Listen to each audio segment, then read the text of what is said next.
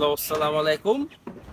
আপনারা সবাই কেমন আছেন? তো আমার এই বাসার যে তিনতলা যে বাসাটা, এই বাসার হচ্ছে আজকে এই যে আপনার ফিল্ম করা হইতেছে।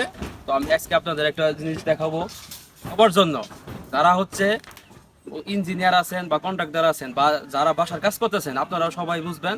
তো আপনাদের সহজ ভাষায় আমি বুঝাবো। সেটি হচ্ছে যখন একটি বিম করবেন, যেমন এই ভীমটি আছে হচ্ছে আপনার 10-15 করে। তো এই ভীমটি করার সময় অবশ্যই আপনার যে রিংটা আছে, এই রিংয়ের মাপটা আপনার অন্তত আগে শিওর হতে হবে।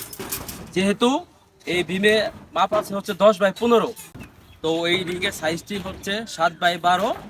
ঠিক আছে। তো 7/12 রিংয়ের সাইজ। আর হচ্ছে এখানে মোটামুটি 1.5 ইঞ্চি কভারিং হয়, কিন্তু আমরা কাজের সুবিধার্থে হচ্ছে আমরা এখানে 2 ইঞ্চি কভারিং দিছি, যেহেতু এটা 16 মিলি রড, যাতে আমাদের কাজ করতে সুবিধা হয়। এর জন্য হচ্ছে আমরা এটা 2 ইঞ্চি হচ্ছে কভারিং দিছি। এবং আমরা যদি এই পাশে মাপটা দিই, তাহলে এই পাশে আছে আমার হচ্ছে, এই যে দেখুন এখানে 7 আছে। আর এই পাশে মাপটা যদি দিই, এখানে আমাদের 12 আছে।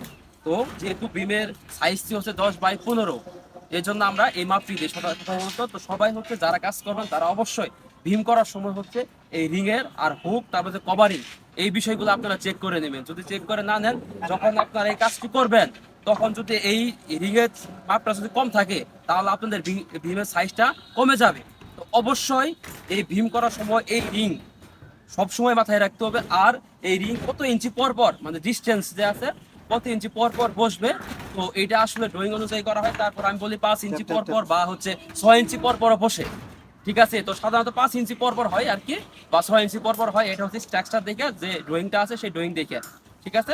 তো সবাই ভালো থাকবেন এবং শেষ পর্যন্ত থাকবেন ইনশাল্লাহ।